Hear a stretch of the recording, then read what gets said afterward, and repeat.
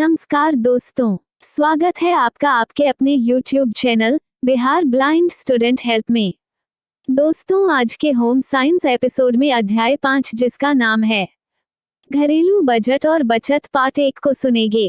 प्यारे दोस्तों, इस वीडियो में बताए गए सभी जानकारी एवं तथ्यों को ध्यान से सुने। अगर हो सके तो उन्हें नोट भी कर सकते हैं ताकि परीक्षा के समय आपके सामने प्रश्नों का पर्याप्त संग्रह हो जाएंगे, जिससे आपको रिवीजन करने में मददगार साबित होगा। वीडियो में आगे बढ़ने से पहले आपसे एक रिक्वेस्ट है, यदि आप इस चैनल पर नए आए हैं तो चैनल को सब्सक्राइब कीजिएगा, वीडियो को लाइक और दोस्तों और सहपाठियों के साथ शेयर कीजिएगा। अपनी कीमती राय कमेंट में जरूर लिखिएगा। आगे इस चैनल पर किस तरह का कंटेंट देखना पसंद करेंगे, क्योंकि इस चैनल पर इसी तरह के से इन्फॉर्मेटिव हेल्पफुल वीडियो लाया जाएगा आने वाले समय में और भी यूनिक होने वाला है, इसलिए आप इस चैनल से जुड़े रहें।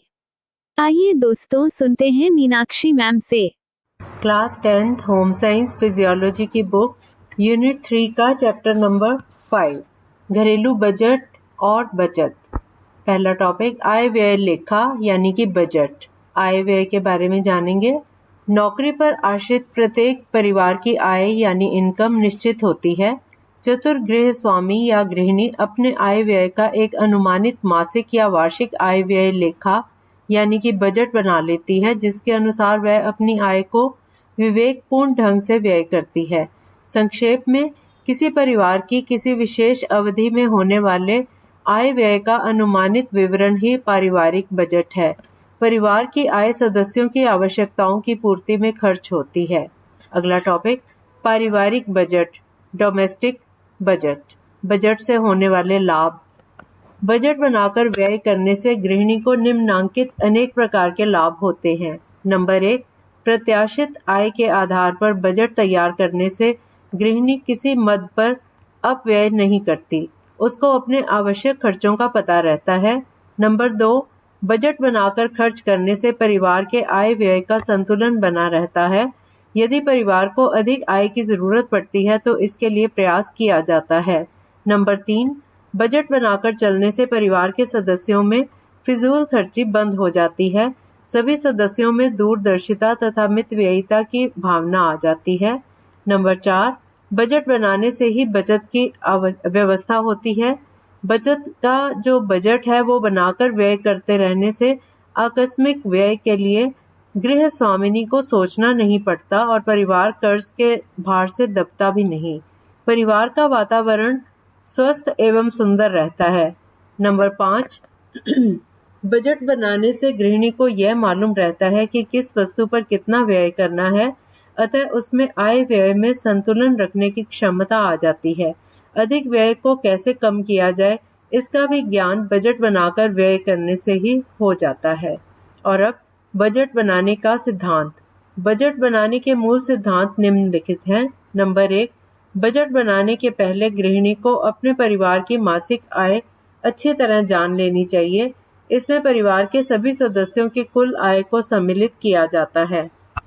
पॉइंट नंबर 2, बजट बनाने के लिए परिवार की विभिन्न आवश्यकताओं की सूची बनाना भी आवश्यक हो जाता है। विभिन्न आवश्यकताओं पर आमदनी का कितना भाग खर्च किया जाए, यह परिवार की आमदनी, जीवन स्तर, परिवार के सदस्यों की संख्या, वातावरण और स्थानीय परिस्थितियों पर निर्भर है। नंबर 3, बजट बनाते समय बचत का ध्यान रखना भी जरूरी है। विभिन्न आवश्यकताओं पर व्यय का हिसाब इस तरह रखना चाहिए कि आकस्मिक व्यय के लिए कम से कम आमदनी का 10% बचाया जा सके। नंबर 4, बजट का अधिकतर भाग अनिवार्य आवश्यकताओं पर ही व्यय करना चाहिए। नंबर 5, बजट बनाने के पूर्व पिछले बजट तथा वास्तविक खर्च का अध्ययन करना चाहिए, ताकि यह ज्ञात हो जाए कि किस मद पर कितना खर्च हुआ और वह बजट के अनुसार हुआ भी है या नहीं। इससे आगे का बजट बनाने में सुविधा रहती है। और अब बजट की विशेषताएं। परिवार का मासिक या वार्षिक बजट बनाते समय मुख्यतः 2 बातों पर ध्यान रखा जाता है: पारिवारिक आय और उसके उपभोक्ताओं की संख्या। पारिवारिक आय में परिवार के सभी सदस्य, गृह स्वामी, गृहिणी और पुत्रों की आय सम्मिलित रहती है। इसे बजट का आय पक्ष यानी इनकम साइड कहते हैं। व्यय की मात्रा आय पर निर्भर है। बजट के व्यय पक्ष यानी एक्सपेंडिचर साइड में निश्चित अवधि में होने वाले संपूर्ण व्यय का लेखा जोखा रहता है। और अगला पॉइंट है भविष्य के लिए बचत। साधारण भारतीय परिवार अपनी आय का अधिकांश वर्तमान आवश्यकताओं की पूर्ति में व्यय करता है। वह अप्रत्याशित व्यय के लिए आय का कुछ भी भाग बचत के रूप में नहीं रखता, लेकिन ऐसा करना उचित नहीं। उसे आसन्न आवश्यकताओं की पूर्ति के बाद भी आय का कुछ अंश संभावित आवश्यकताओं की पूर्ति के लिए जरूर बचाकर रखना चाहिए। अतः बजट बनाने में इस बात का भी ध्यान रखना चाहिए कि परिवार की मासिक आय की कुछ रकम प्रत्येक मास अवश्य बचा ली जाए, ताकि भविष्य में परिवार की भलाई या अप्रत्याशित व्यय की संभावना उपस्थित होने पर रकम सहज सुलभ हो जाए। और अगला टॉपिक है बजट संबंधी एंजल के नियम। जर्मन सांख्यिक एंजल एंजल ने पारिवारिक आय व्यय पर विशद अध्ययन के उपरांत पारिवारिक बजट के संबंध में उपभोक्ता संबंधी एक नियम प्रतिपादित किया है। इसे एंजल का उपभोक्ता नियम कहते हैं। ये नियम निम्नांकित हैं। नंबर 1, जैसे जैसे किसी परिवार की आय में वृद्धि होती है, वैसे वैसे परिवार के भोजन के व्यय में भी वृद्धि होती है, लेकिन भोजन में व्यय में वृद्धि का अनुपात आय में वृद्धि के अनुपात से कम रहता है।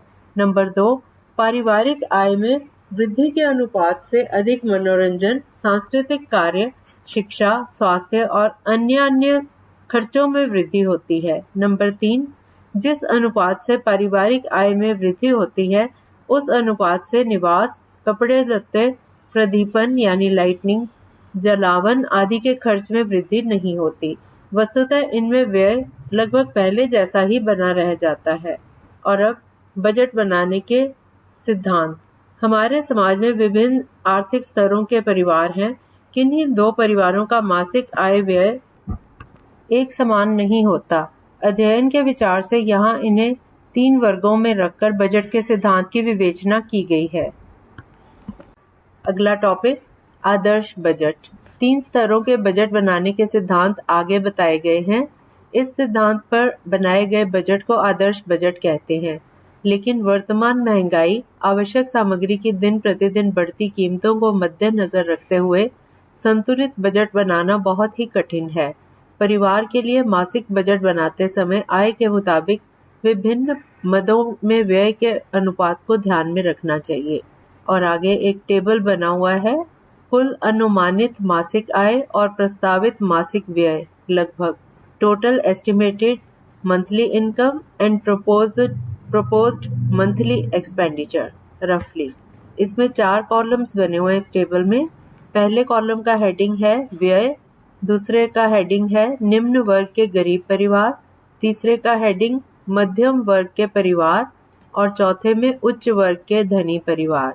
अब मैं इनको बारी बारी से बोलती जाऊंगी। पहली रो में भोजन, व्यय के नीचे भोजन, दूसरे कॉलम में 50% 50%, तीसरे कॉलम में 40%, चौथे में 30%।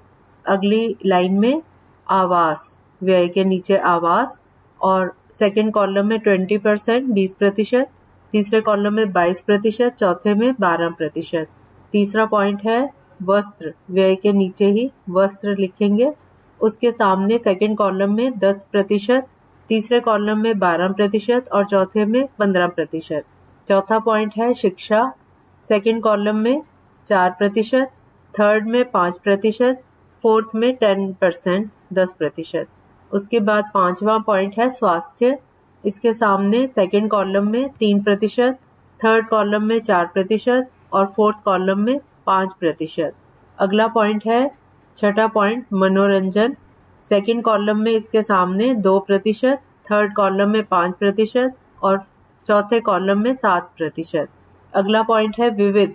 विविध के सामने सेकंड कॉलम में 6%, तीसरे कॉलम में 7% और चौथे में 11%।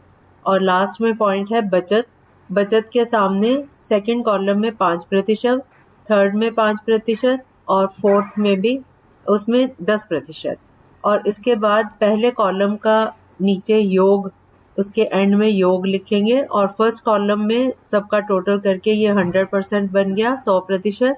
और थर्ड कॉलम का भी जब हमने टोटल किया तो ये भी 100%, और चौथे कॉलम का भी जो प्रतिशत आया वो 100% आया। तो ये सारे इस तरह से ये टेबल कंप्लीट हो गया। और अब अगला टॉपिक है बजट के प्रकार।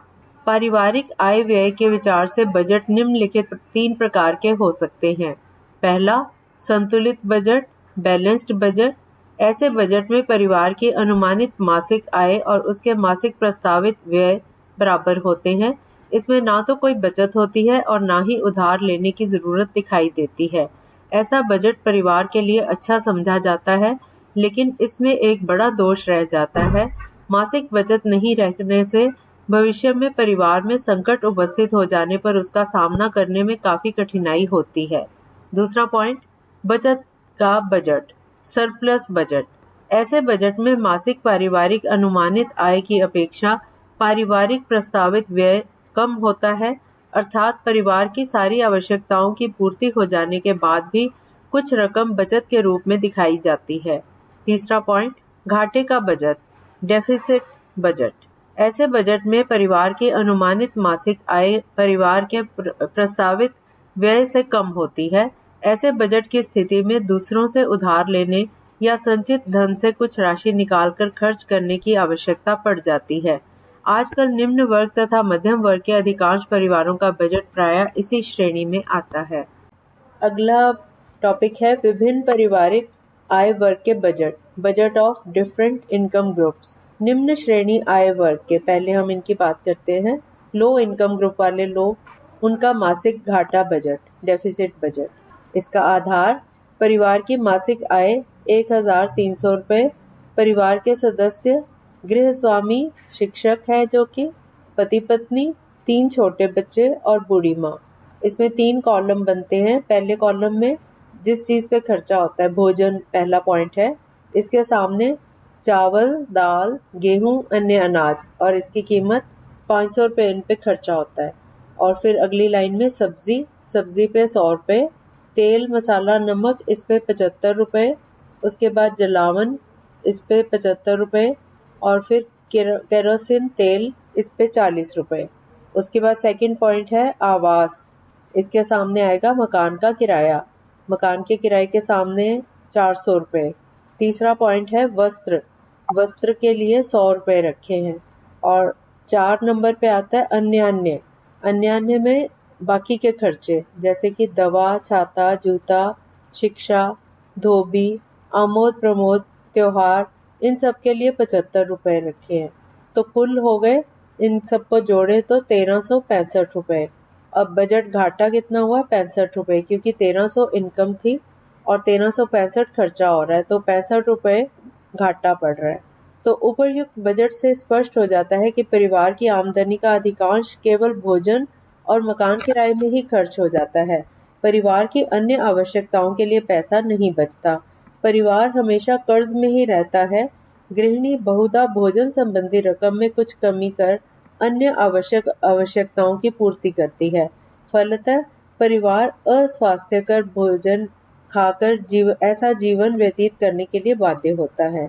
दूसरी टाइप का है मध्यम श्रेणी आय वर्ग, मिडिल इनकम ग्रुप का मासिक पारिवारिक बजट। इनका पारिवारिक बजट इस तरह से बनता है। आधार है परिवार की मासिक आय 2700 रुपए, परिवार के सदस्य पति पत्नी, आश्रित माता पिता, 3 स्कूलगामी बच्चे। अब इनका खर्च देखेंगे। नंबर 1 भोजन। भोजन में चावल, गेहूं, दाल, अरहर, मूंग, उड़द, चना आदि। इस पे लगता है उनका 550 रुपया। 550 रुपया इसके सामने खर्चा हो गया। और साग सब्जी पे 150 रुपए, फल 40 रुपए, घी 50 रुपए, चीनी 70 रुपए, चाय 30 रुपए, दूध 120 रुपए, तेल मसाला नमक आदि इस पे 100 रुपए, ईंधन पे 100 रुपए, रोशनी जैसे कि बिजली का बिल हो गया इस पे 50 रुपए। और दूसरा आवास, आवास में आता है मकान का किराया 800 रुपए। तीसरे नंबर पे वस्त्र, वस्त्र में वस्त्र भी हो सकते हैं, जूता, छाता इत्यादि इस तरह की चीजें, इसके लिए 100 रुपया खर्चते हैं। और चौथे नंबर पे आती है शिक्षा। इसमें स्कूल फीस, किताब, पेंसिल इत्यादि इन पे 250 रुपया खर्चते हैं। और पांचवें नंबर पे आता है स्वास्थ्य। स्वास्थ्य में दवा हो गई, डॉक्टर का बिल हो गया, इन सब के लिए 50 रुपए का खर्च होता है।